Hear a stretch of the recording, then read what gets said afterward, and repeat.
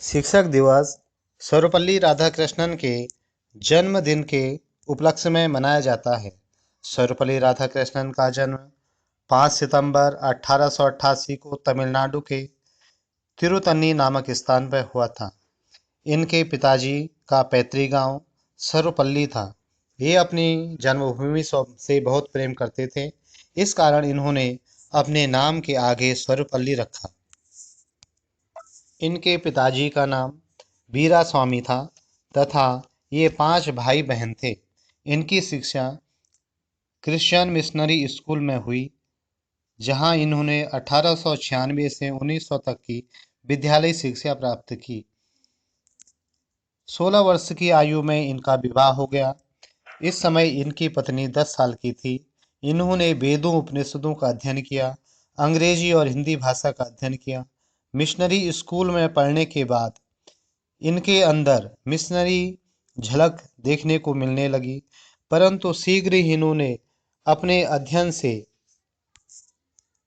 जान लिया कि हिंदू धर्म के अंदर कितनी नवीनता और चेतनता है और ईसाई धर्म के अंदर कितनी जड़ता है। हिंदुत्व की आलोचना करने वाले लोगों को ये हिंदुत्व का सही ज्ञान समझाते थे। ये अपने छात्रों को गुदगुदाने वाली कहानियां भी सुनाते थे। ये जिस विषय को पढ़ते थे उसका गहन अध्ययन करते थे।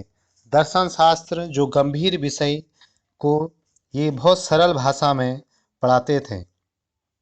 21 वर्ष की आयु में इन्होंने मद्रास प्रेसिडेंसी कॉलेज में लेक्चरर के पद पर कार्य किया।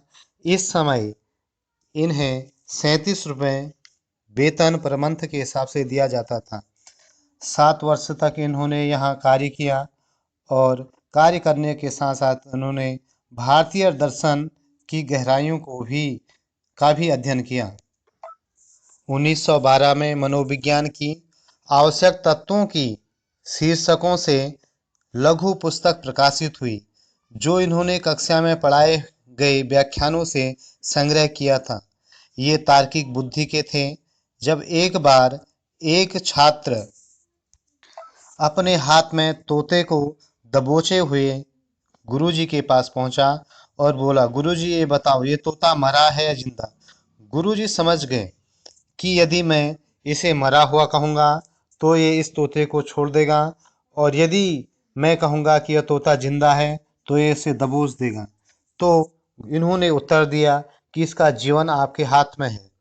एक बार जब ये भारत दर्शन पर व्याख्यान करने के लिए इंग्लैंड पहुंचे तो एक अंग्रेज ने इनसे प्रश्न किया कि हिंदू नाम के बगैर, संस्कृति के बगैर समाज कैसा समाज है जो अलग थलग पड़ा है। अलग अलग प्रकार की भाषाएं हैं, अलग अलग प्रकार के पहनावे हैं, अलग अलग प्रकार के यहाँ रीति रिवाज हैं और इनकी शकल सूरत रंग रूप कितने भिन्न हैं।